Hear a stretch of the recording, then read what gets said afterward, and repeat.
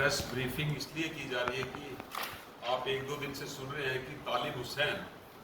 जो कि आतंकवादी लश्कर तोयबा का निकला, जिसको गुलाबगढ़ डिस्ट्रिक्ट रियासी में वहाँ के जिंदा दिल लोगों ने और बड़ी एक तरीके से उसको पकड़ा और पुलिस के हवाले किया। लेकिन कुछ समय से ये चर्चा चल रही है social media, electronic media, print media, national media में भी कि तालिब हुसैन जो था वो भारतीय जनता पार्टी का एक पर्टिकुलर माइनॉरिटी सेल का आईटी सेल का इंचार्ज था। देखिए, आपको हम क्लैरिफाई कर दें कि भारतीय जनता पार्टी की ऑफिशियल रिकॉर्ड में तालिब हुसैन ना तो प्राइमरी मेंबर है, ना बेसिक मेंबर है, but to talk of active member. और ऐसा हुआ कि हमारे प्रदेश अध्यक्ष श्रीमान रविंद्र राणा जी, जो यूटी के अध्यक्ष हैं भारतीय जनता पार्टी, इनको वो एज ए जर्नलिस्ट एक दो बार इंटरव्यू करने आए और उस सिलसिले में उनकी फ्रीक्वेंसी बढ़ती गई। लेकिन बाद में पता चला जैसे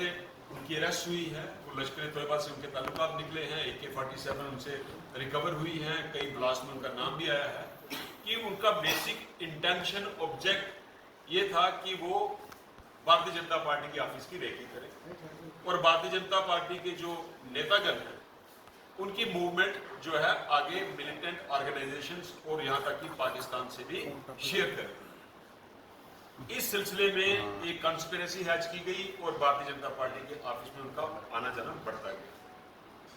देखिए, श्री रविंद्र राणा जी जो हमेशा ही बढ़ चढ़ के पाकिस्तान के खिलाफ और उग्रवादियों के खिलाफ बोलते हैं, ऑलरेडी उनको मिलिटेंट्स की थ्रेट्स आई हैं, आप सोशल मीडिया पे भी आई हैं, व्हाट्सएप मैसेजेस भी उनको आते हैं और कई लेटर्स भी आई।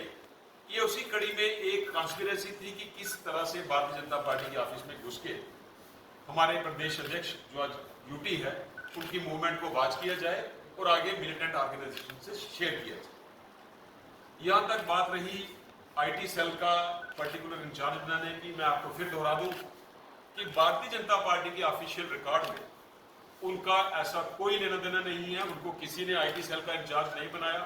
कहीं से सुनने में आ रहा है हमारे माइनॉरिटी मोर्चा के जो अध्यक्ष हैं शेख बशीर जी कि उन्होंने अनऑफिशियली उनको ये चार्ज दिया था, लेकिन वो भी अभी क्लैरिफाई नहीं हुआ है।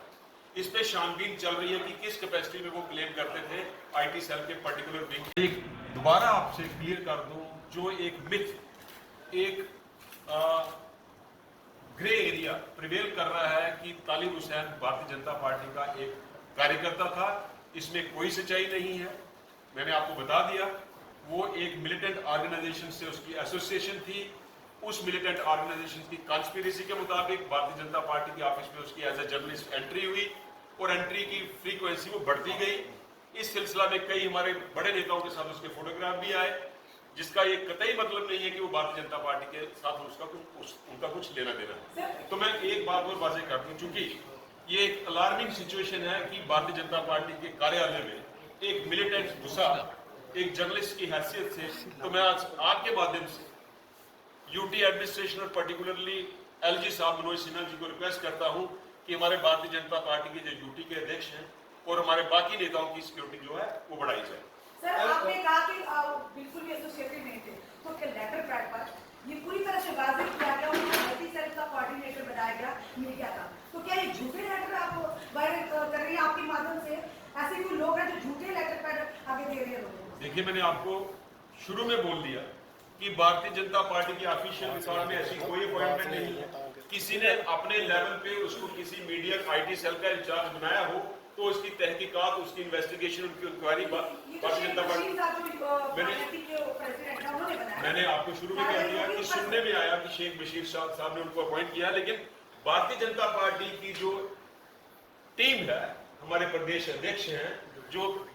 प्रदेश के यूटी के आईटी के इंचार्ज हैं, उनसे ऐसी कोई कंसल्टेशन नहीं। सर, तालिब हुसैन का एक फोटो होम मिनिस्टर के साथ भी जो है वो कहीं ना कहीं वायरल हो रहा है। मैंने आपको कहा कि बड़े नेताओं के साथ उनके फोटो वायरल हुए हैं, कल को किसी और का फोटो मेरे साथ वायरल हो तो क्या वहां पर भी वो एज ए जर्नलिस्ट गए थे? बिल्कुल जर्नलिस्ट जा सकते हैं, क्यों नहीं जा सकते? जर्नलिस्ट को